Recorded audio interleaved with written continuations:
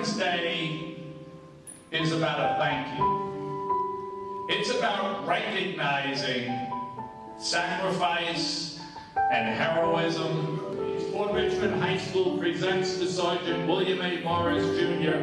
in recognition for sharing your life in our classrooms and the classrooms throughout Staten Island, and for your role in the 369th Coast Artillery Regiment during World War II. I feel that a veteran has done enough to help his country and to make things a little easier for those coming along later. And it's just a nice thing for you to say, hi, thank you for a veteran. Born in 1920, William Morris Jr. was the first child of Staten Island residents William A. Morris Sr. and Susie E. DeHart Morris. William Morris Sr. was the owner and founder of Morris Moving Company, as well as the founder of the Staten Island NAACP. In 1938, at a young 17, Morris Jr. enlisted as one of 1,300 African-American soldiers in the 369th Harlem Hellfighters. He completed a 10-month basic training program at Fort Ontario in Oswego, New York.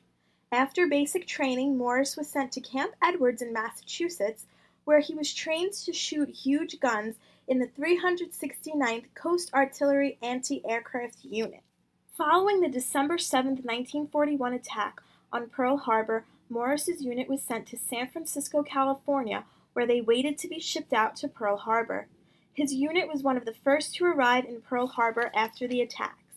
Morris was promoted to sergeant after almost a year in Pearl Harbor, and later was sent to Camp Stewart in Georgia, one of the most racist Army camps in existence.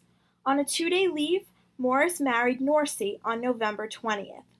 Back at Camp Stewart, Morris received his orders to leave for World War II, but first made a stop in Staten Island and departed from Pouch Terminal.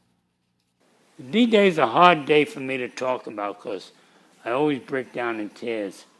It stands out so much. I think about it quite often. I was surprised at first. Our trucks pulled up behind some trees and everything. We were camouflaged. And everything was quiet. There was other trucks there, other regiments there. And we didn't know what was going to happen. Sergeant or somebody said, okay, we're going in now, getting ready to go in. And about 15 or 20 minutes later, the first couple of trucks went on this barge that carried us over. And I knew it had started because all you had to do was look up in the air. The air was filled with smoke.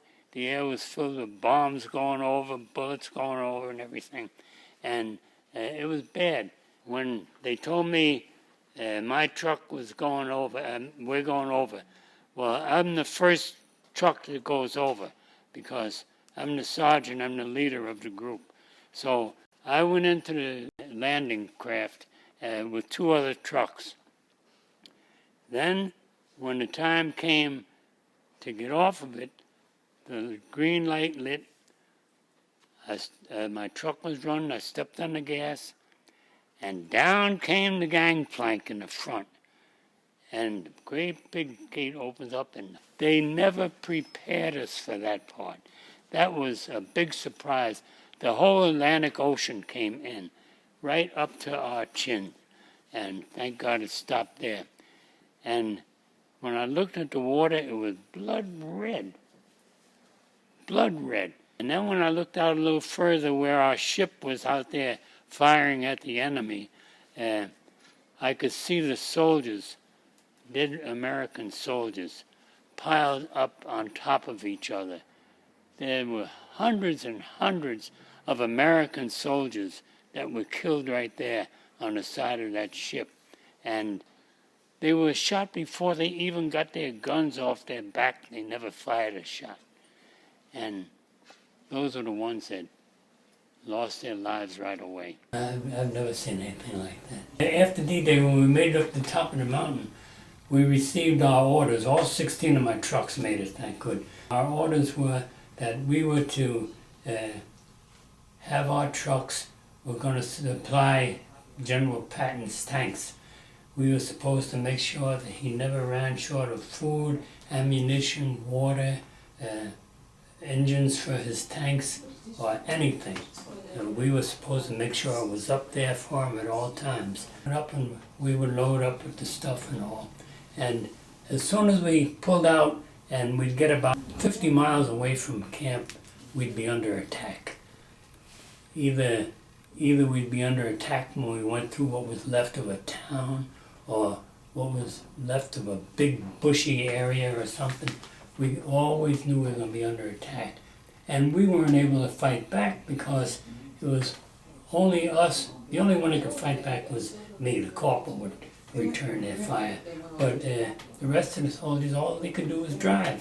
And we had to drive and see if we could stay clear of their bombs and everything like that. And that happened every day when we went out. We were under attack. But you know, when we were going back, both times, we had to wonder whether we crossed into German territory or whether they crossed into ours. And the only way we could find our way around is a red ball about as big as a golf ball, as big as a tennis ball. It's painted on army equipment that's destroyed, or old trees that are bombed, or buildings and like that. If you find that red ball, you're safe. You're in American territory. We were known as the Red Ball Express, and that was the red ball. That was the only marker that we ever had, was when you found a red ball, and there weren't too many of them. All through Germany, when we killed those 3 German soldiers, I mean, it really hurt, because the one of them that I looked him right in the face, and he was a little kid. Maybe he was only 16, I don't know. And he was just beginning to get a little bit of hair. He had a little blonde hair, was just beginning to come out and all. And I said, well, it's a case of kill or be killed, and that's our training, and we did our job. And so we killed them. Like the kids ask me sometimes when I say I shot these 3 soldiers, how was that? Was that good? I tell them, no, let's get something straight. When you shoot somebody or take somebody's life, there is nothing funny about it and nothing nice about it. And even though I was doing what I was supposed to be doing, it is not a funny thing, nothing for you to be laughing at or anything like that. That was somebody's life I took, and it's not funny. After supplying Patton's troops, Morris was sent to Normandy camp headquarters to guard German prisoners of war, where he came face to face with a German soldier. Morris states, "It was getting late, we took our guns and went under the truck to sleep. Trixie never barked. I looked out to where she was looking, and then I saw them, 3 pairs of German boots coming towards us. We could hear the Germans tearing the truck apart. I tapped Corporal Johnson and said, 'You take him, I'll take the other, and maybe the 2 of us can get the one in the middle.'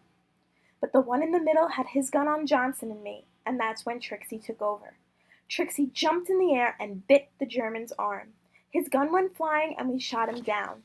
Morris would later go on to fight in the Battle of the Bulge in December 1944.